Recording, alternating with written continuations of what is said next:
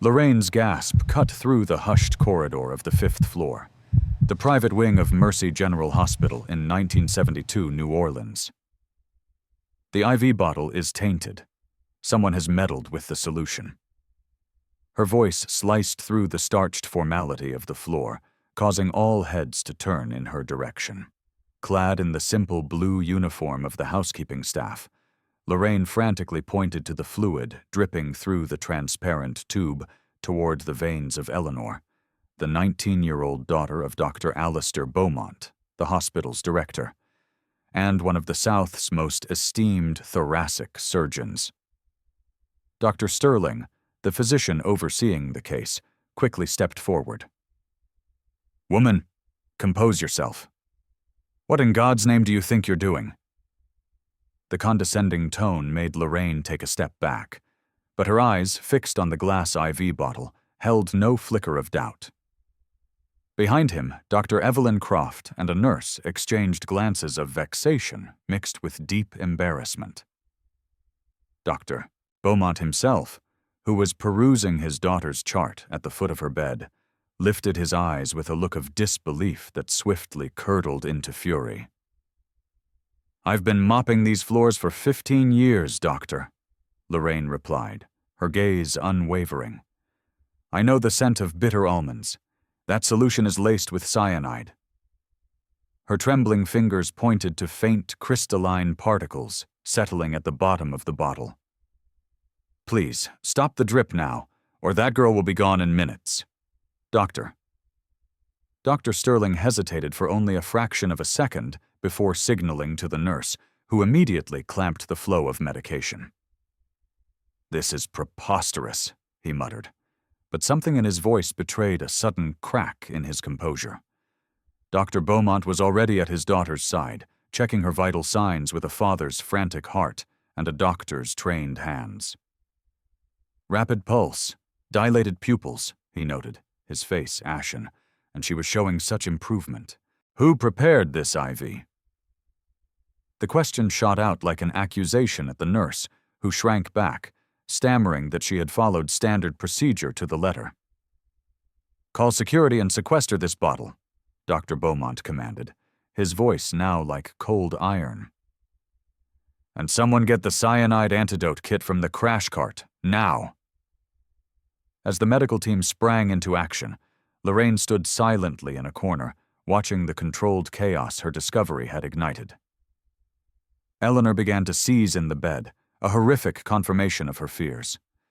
For a fleeting moment, Lorraine's eyes met Dr. Beaumont's, no longer the powerful hospital director, but simply a father terrified at the precipice of losing his child. 3 weeks earlier, Lorraine had clocked in for her shift earlier than usual. At 4 a.m, the hospital was another world, a place of echoing corridors, lights dimmed to a skeletal glow, and an almost sacred silence, punctuated only by the rhythmic beep of a monitor or the distant murmur of nurses changing shifts.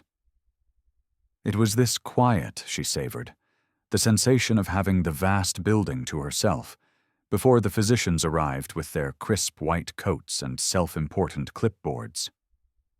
That Tuesday had started like any other.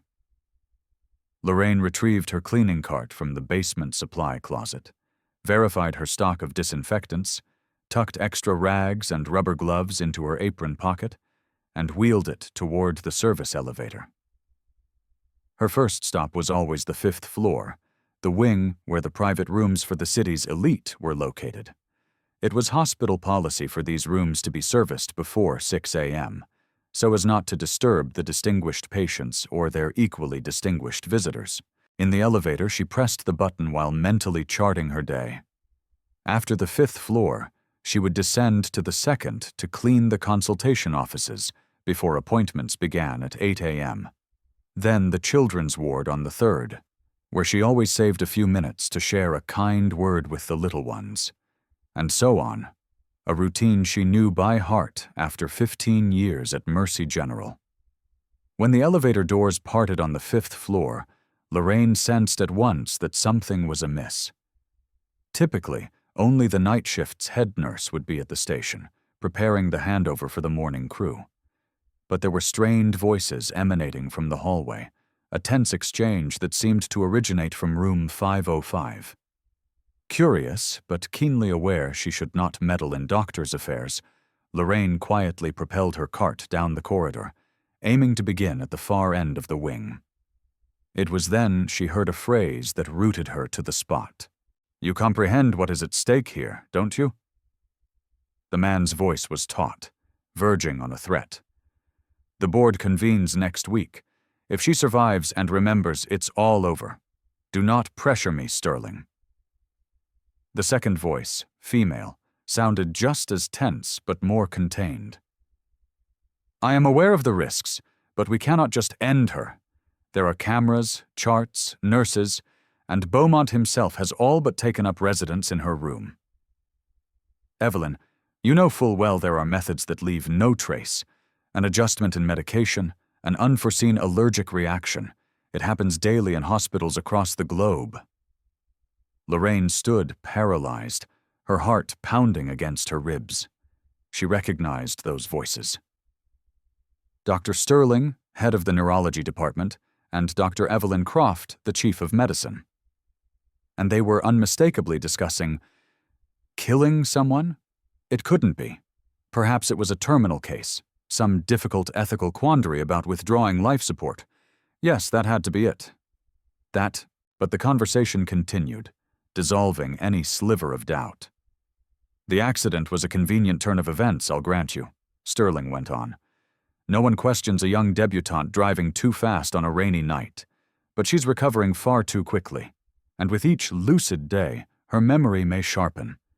If Eleanor tells her father what she witnessed at the Mardi Gras party—" "I know," Croft cut in. "The entire enterprise unravels.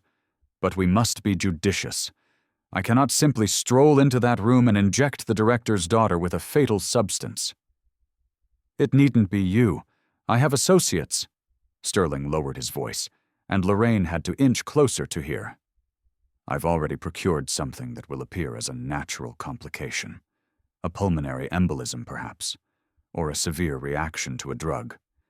Something that not even a meticulous autopsy would flag as homicide." A moment of silence passed. Then the sound of footsteps approached the door. Panicked, Lorraine swiftly maneuvered her cart into a nearby janitor's closet, silently pulling the door shut behind her. Her heart throbbed so fiercely she was certain they could hear it in the hall. She drew a ragged breath, forcing her thoughts into order. Eleanor Beaumont, Dr. Alistair's daughter. Everyone at the hospital knew she'd been in a dreadful car wreck 3 weeks ago. Dr. Beaumont, normally a remote and formidable figure to the staff, had been seen pacing the halls with bloodshot eyes and a rumpled suit, the very picture of a grieving father. And now, it seemed, the girl was on the mend, which should have been a cause for joy, not a motive for murder. What could Eleanor have seen at that Mardi Gras party that was so damning? What kind of enterprise would warrant murdering the director's daughter? Lorraine waited a full 10 minutes before daring to exit the closet. The corridor was silent once more. She glanced at the wall clock. 4:30 a.m. She still had time to complete her duties before the morning rush, but the conversation she'd overheard replayed in her mind as she methodically scrubbed and polished each empty room. When she arrived at room 505, Eleanor's room, she hesitated. Perhaps she should skip this one today. No, that would attract notice. She had to act normally. Taking a deep breath, she knocked gently before entering. The room was dimly lit, illuminated only by the faint glow of monitors and a small bedside lamp. In the bed, Eleanor Beaumont slept, looking profoundly young and vulnerable. Tubes and wires tethered her body to various machines that beeped softly, charting the rhythm of her life. In a worn armchair nearby, Dr. Beaumont slept at an awkward angle, still in the previous day's suit jacket. Lorraine began her work in silence, careful not to disturb father or daughter. As she polished, she watched the young woman.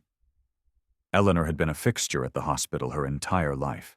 First as the little girl who darted through the halls while her father did his rounds, then as the teenage volunteer who read stories to children in the pediatric ward. Lorraine had watched her grow up from a distance, though they had never spoken. And now, someone wanted to kill her. The thought made Lorraine pause mid-wipe over the nightstand. Should she tell Dr. Beaumont what she'd heard? But who would take the word of a cleaning woman over two of the most powerful doctors in the city? It would be her word against theirs, and it wasn't hard to imagine who would come out on top in that confrontation. She would lose her job, at the very least. At worst, she could be accused of slander or become their next target. No, she needed to be smarter. She needed proof. Or, at the very least, she had to ensure nothing happened to Eleanor while she figured out what to do. In the days that followed, Lorraine subtly altered her routine. She came in even earlier, sometimes at 3:30 a.m., and stayed a bit later. She always manufactured reasons to pass through the 5th floor multiple times a day. She started memorizing the faces of everyone who went into Eleanor's room, the medication schedules, the names of the nurses on duty.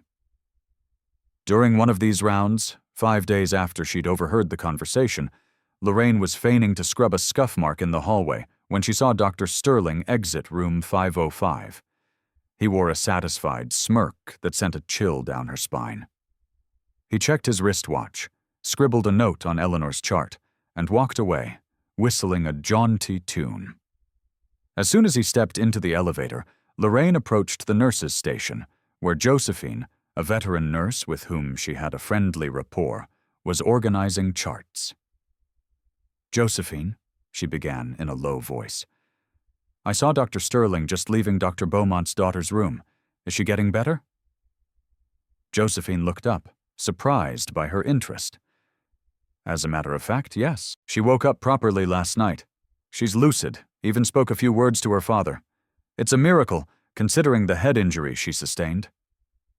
"That's wonderful," Lorraine smiled, affecting a casual air. "And does she remember the accident?" The nurse's eyes narrowed slightly, questioning the motive behind the query. "Why the interest, Lorraine?" "Oh, no reason," she deflected. "It's just that everyone loves that girl, you know.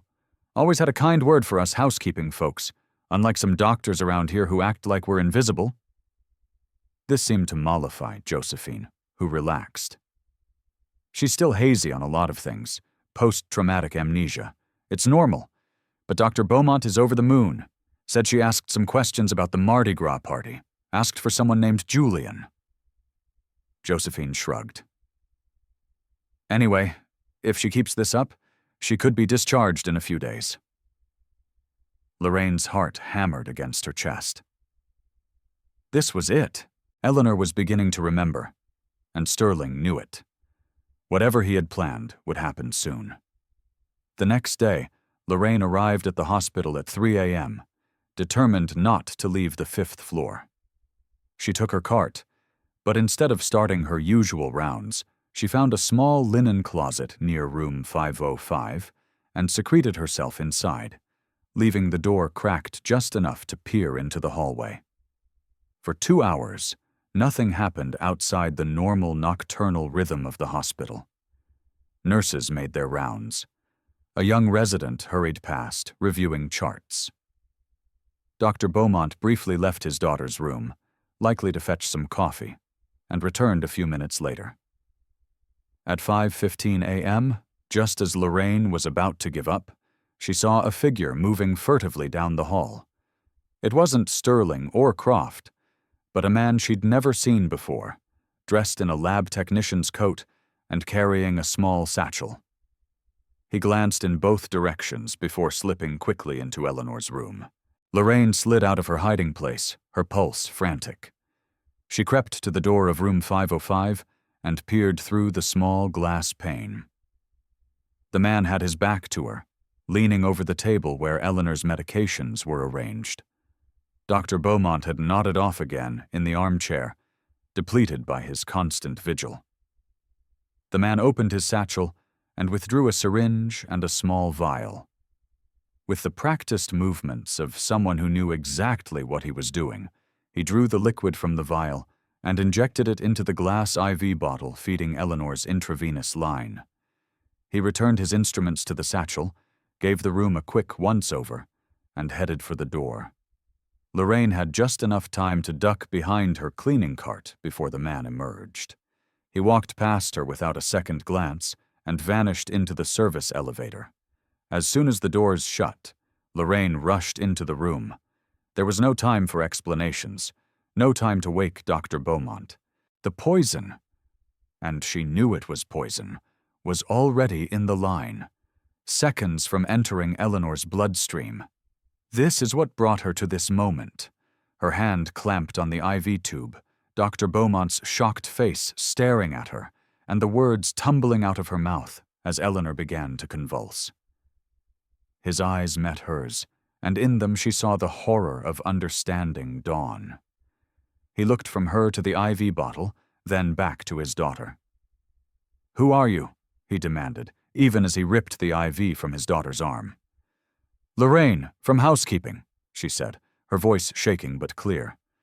"I overheard them. Dr. Sterling and Dr. Croft.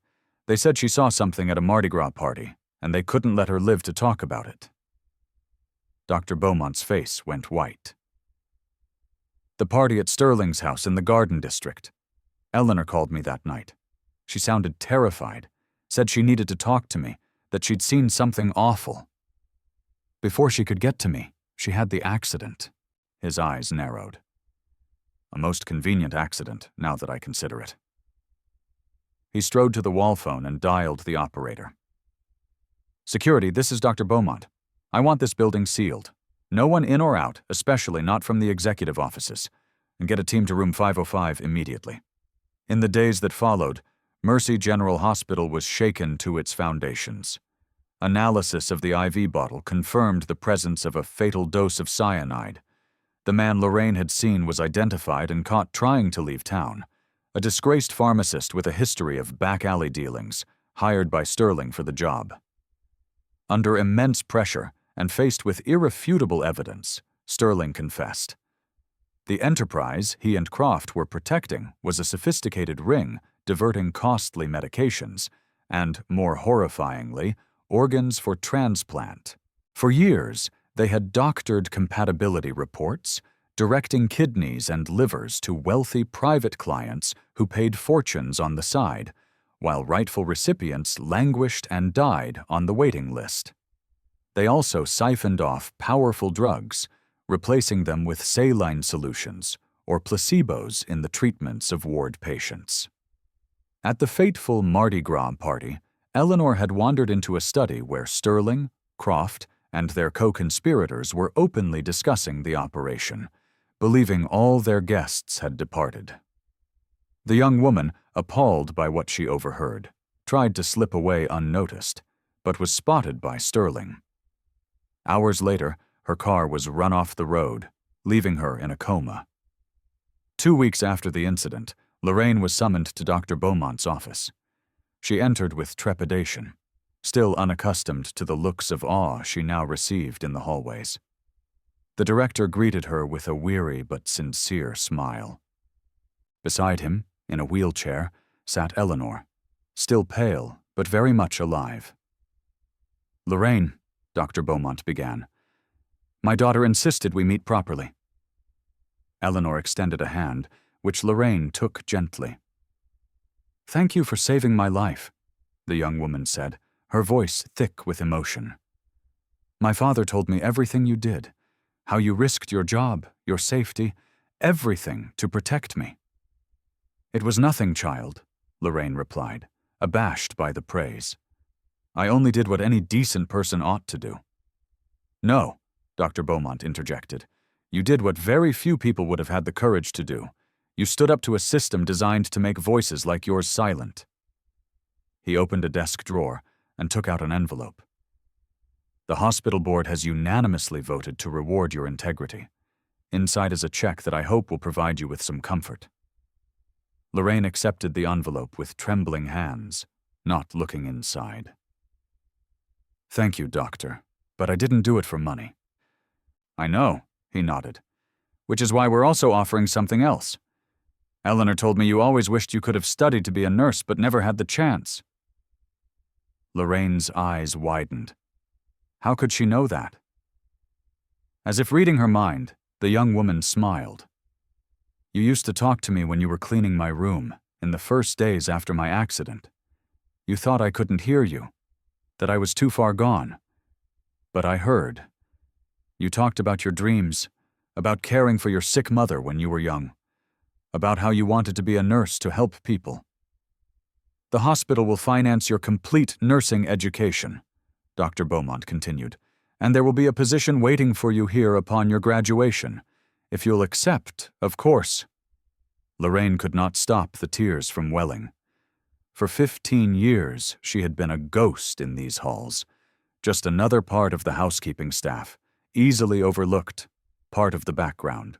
And now, that very invisibility had allowed her to uncover a conspiracy and save a life. "I accept, Doctor," she finally managed, "but on one condition." Dr. Beaumont raised an eyebrow. "And what might that be?" "I want to help you overhaul this hospital's safety procedures. I want a system where every voice is heard, from the surgeons to the janitors. I was able to save your daughter because I know this hospital from angles the doctors will never see." The director considered this for a moment, then nodded slowly. "Fair. More than fair, in fact. It is necessary." He stood and extended his hand. "Welcome to the new Patient Advocacy Board at Mercy General, Lorraine." As she shook the hand of her boss, Lorraine reflected on the strange turns of life. For years, she had polished the floors of that hospital, a silent observer of its secrets. She never imagined that one day her knowledge would not only save a life, but also transform her own. Leaving the office, with Eleanor insisting on wheeling alongside her to the elevator, Lorraine saw the hospital through new eyes. The same corridors she had spent so many years cleaning would now lead her to a future she had never dared to imagine. And all because, at a critical moment, she had refused to stay invisible. The following week, as Sterling and Croft awaited trial, and the hospital began a deep and painful restructuring, Lorraine entered the building not in her blue uniform, but in street clothes, carrying a satchel of books. It was her first day of preparatory classes for nursing school. In the grand lobby, she passed a cleaning crew. They greeted her with smiles and nods of deep respect, no longer as a co-worker, but as the woman who had brought down one of the greatest scandals in the hospital's history. Lorraine returned their greetings and walked on, knowing that from now on she would never be invisible again. As she made her way to her classroom, she remembered her mother's words, spoken long ago. "My child, it is not your station in life that defines your worth, but the content of your character when faced with a difficult choice." Her mother had been right, as always. And now, because of one brave choice, Lorraine finally had the chance to turn a lifetime of forced invisibility into a powerful presence that would go on to save countless more lives. Mercy General Hospital would never be the same. And neither would Lorraine. 6 months later, with the trial of Sterling and Croft dominating the news, Lorraine completed her first semester of nursing school with top marks. Her instructors marveled at her almost supernatural clinical intuition, a skill honed over years of silently observing medical routines while she scrubbed floors.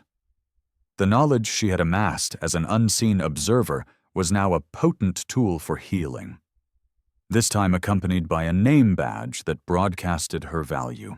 Eleanor, fully recovered, had changed her major.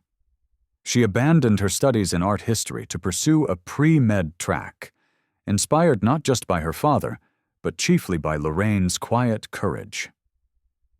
As she told a local newspaper reporter, "Lorraine taught me that real healing isn't just about the degrees on the wall. It's about the unshakable will to protect life, even at great personal risk." The organ trafficking and medication scheme was found to be even more vast than first believed, spanning a network across 3 states. The investigation triggered by Lorraine's actions led to the indictment of 17 medical professionals and the recovery of millions of dollars worth of stolen medicine. More importantly, hundreds of patients on transplant lists finally received the organs that had been unjustly diverted. Dr. Beaumont, humbled by the near loss of his daughter and the discovery of rot within his own institution, established the Lorraine Protocol throughout his hospital network. This revolutionary system created protected channels for all employees, regardless of rank, to report suspected wrongdoing without fear of reprisal, and actively incorporated the on-the-ground insights of support staff into patient safety decisions. On a sun-drenched spring afternoon, while Lorraine was studying in the hospital's refurbished library, she received an unexpected long-distance call. The National Association for Colored Graduate Nurses was creating a new annual prize in her honor, the Lorraine Washington Award for Ethical Courage. She was to be its first recipient at a ceremony in Washington, D.C. As she hung up the phone, she looked out the window at the hospital courtyard, where patients in recovery were walking among the blooming azaleas.